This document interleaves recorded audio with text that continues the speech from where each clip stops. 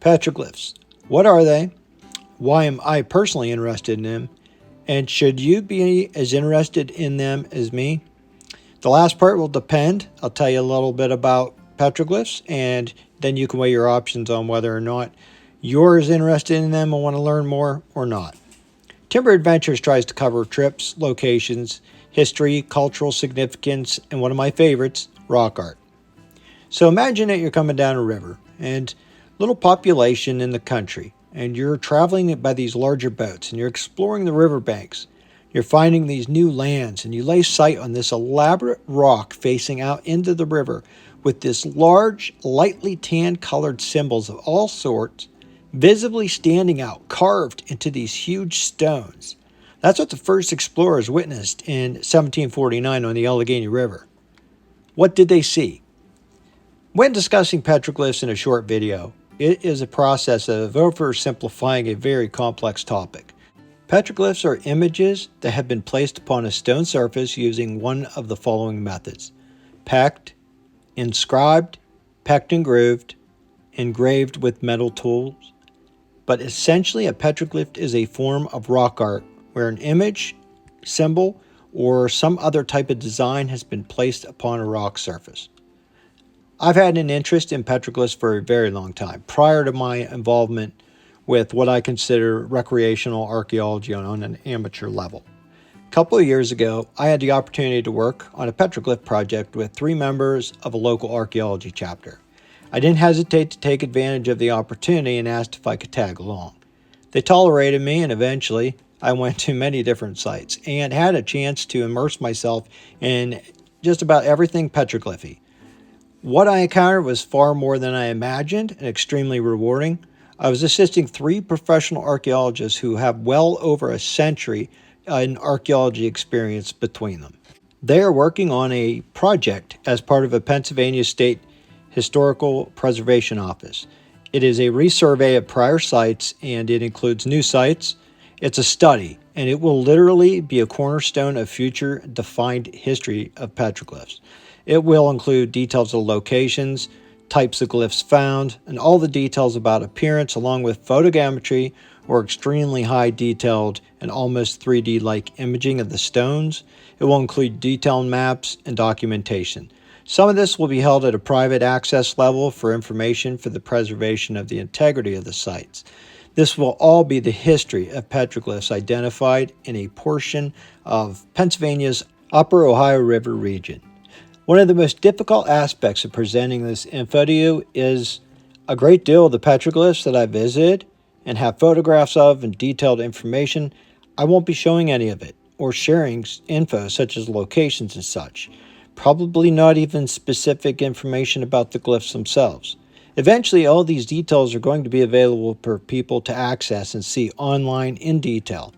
And I'll eventually be able to talk about it in a few years down the road, as I believe the Archaeologist crew is intending on doing a very detailed and sharing their experience with these petroglyphs as well, but only after it has been completed with a proper write-up of the study and the information secure within the records.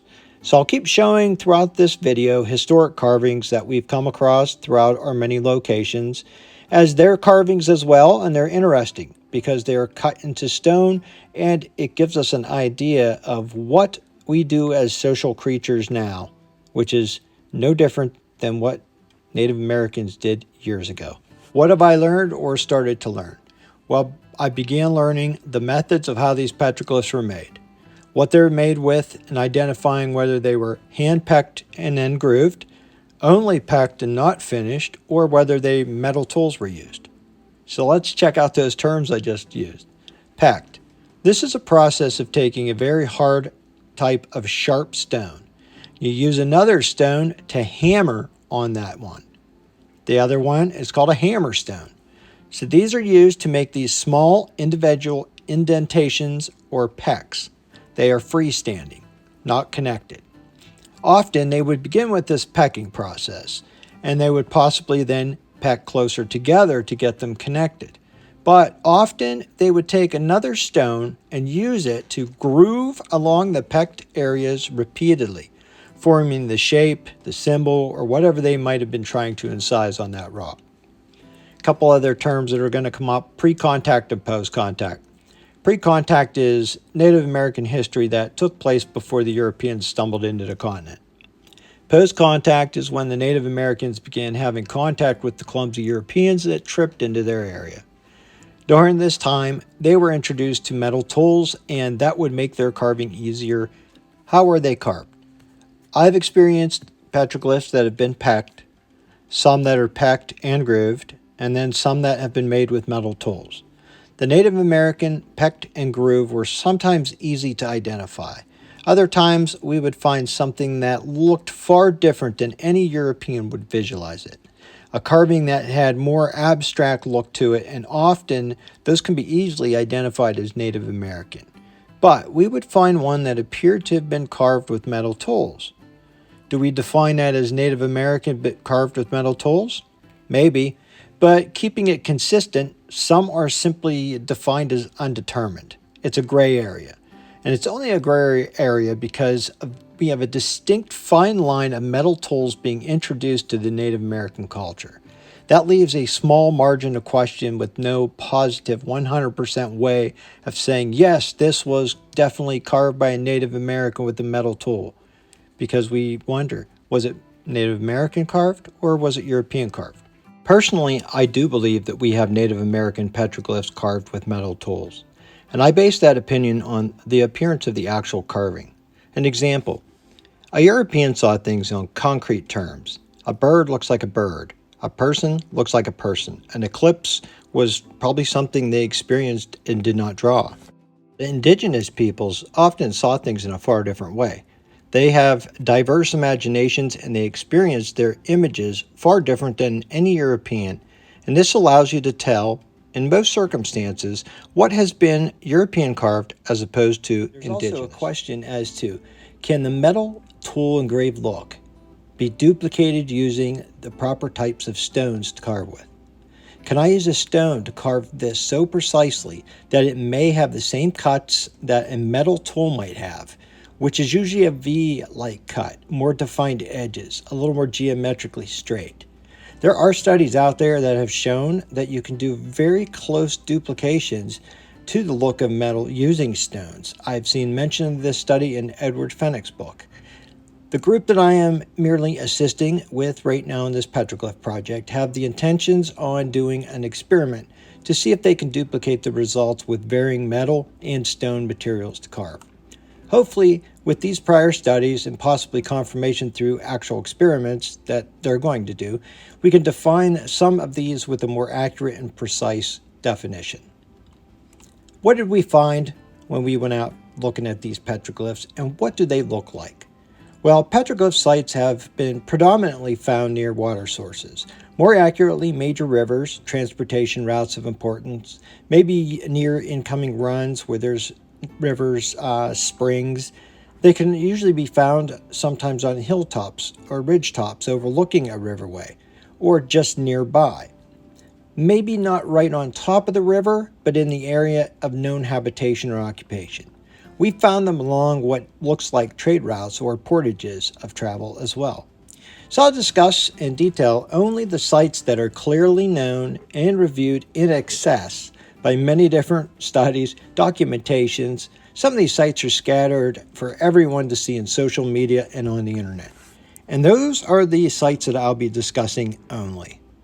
And also a quick clarification that I am speaking mainly of sites that are in Pennsylvania, more locally as the upper Ohio River Valley. So one site I'm going to talk about, Indian God Rock. It's a great example of an area to discuss, not only because it's been covered extensively, but there's a rock in every county named Indian Rock. But Indian God Rock on the Allegheny River is a known site where Native American petroglyphs can be found, along with hundreds of historic carvings. Unfortunately, the historic carvings have been heavily carved over top of many of the Native American glyphs. It was first visited in 1749 by Europeans. People were visiting Indian God Rock by steamboat in the 1800s, and it was a very common stop where people would jump off, check out the Native American carvings, and then carve themselves. So they were defaced time and time again. They are now protected, so please respect these and show them the proper reverence they deserve. Don't be an asshole. On these various petroglyph rocks, we find carvings of Native American representations of birds, representations of various characters from stories, tales, legends, with some being human form. Often you'll have an animal, and that animal can sometimes have a line that they refer to as a spirit line. I've heard it referred also to a heart line. That line carries from the outside of the design into the inside of the figure. It appears like a curvy line. Often, if there's no line leading into the inside chest area of a figure or of a petroglyph, it's a mortal being, a regular person, or that is the thought. With some adequate proof through the numerous carvings that we've examined, we've come across these heart lines and spirit lines in many animals and many of the human forms. There are threats to these cherished petroglyphs, and weather is a major factor, with the sandstone weathering away. On the river's edge, you have the risk of floods, and more notable is the shifting of ice jams and ice breakups that grind and slide across the tops of these rocks and cause additional wear and damage. In some cases, a flood of the century, which we've had far too many of those incidents within the last decades and not centuries, but these can move the stones. But nature isn't the only threat. In the course of Pennsylvania's history, several different sites have been lost to industrial progress. Locks and dams have been placed, many of these stones under the water level. Others were blown up to make areas of the river wider for ease of large barges and boats making their way down the Allegheny. One petroglyph was dynamited by owners of the property because of pesky people were coming too often to actually see the glyphs. Another example of a petroglyph is the New Geneva petroglyph. I will happily tell everybody where this one is located and even encourage people to go and see it. It's in the Washington and Greene County Historical Museum. Yep, a large section of this was removed off the top of the rock and is residing within the walls of the Society's impressive museum itself. Another example is the Dunn Farm petroglyphs, which were a very impressive set. They were on a stone just off the back of the Dunn Farm barn. Fast forward to 2024, and there's no farm there anymore. On our attempts to locate and verify this site, it was found that it was gone, just gone. In place, there was a large Marcellus Shell well pad, and it was a station for a natural gas line currently. They completely leveled the area prior to the pad with mining in the late 60s and early 70s. Regardless of any protective status as a site, industry once again took precedence over that. There are other locations of petroglyphs in Pennsylvania, and with those sites, you'll hopefully be able to see them by book or online photographs in a year or two. To not damage or lose any more of these sites, the simple silence of location has to be paramount. So further questions about the petroglyphs exist. Were they spiritual? Stories? Were these roadway signs? We have some very unusual places for these petroglyphs, and there are some basic symbols such as turkey tracks, elk or deer footprints. Are they telling these people that this is a good hunting ground, or if this is a good hunting portage, or maybe a hunting boundary from one people's to let another tribe know, don't tread on me? But along that same line of are they spiritual, we have human footprints carved with 6 toes. Now in lore, 6 toes were people with exceptional power or otherworldly spiritual spokesmen. And with that last idea, we see human footprints, hands, animal footprints, and tracks. We see numerous designs on human heads attached to various shapes and images of bodies. We see mythological figures with upper, middle, and lower worlds of the Native American belief systems represented. In those last few frames, we saw Nessie and Timber, and both of them are on an adventure, as always. But we want to thank you for watching our videos, and if you like them, please subscribe and stay tuned for more content. Petroglyphs. It's what I was interested in, what I remain interested in, and once you start to see them and experience them, it's hard to look away. But always understand we do not know 100% what something is saying, symbolizing, representing, speaking out to us. We cannot always define that with perfect clarity. We can speculate. It's all conjecture as to what we think.